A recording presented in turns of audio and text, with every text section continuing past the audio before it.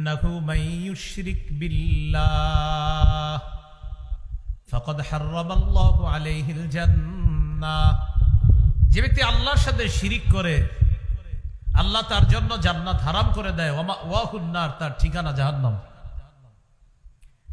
সূরা জুমারের ৬৫ নম্বর আয়াতে আল্লাহ বলেন, লাইন আশরাকতা লায়াহবাতান্না আমালুকা, তুমি যদি শিরিক করো অবশ্যই তোমার আমল বরবাদ হয়ে যাবে।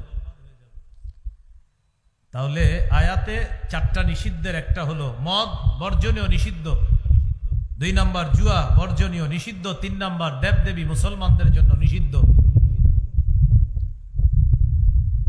সহিহ বুখারীর বর্ণনা 4920 নম্বর হাদিস। এই পৃথিবীতে সর্বপ্রথম শিরিক শুরু হলো কিভাবে? পৃথিবীতে 5 জন আল্লাহর ওলি ছিলেন।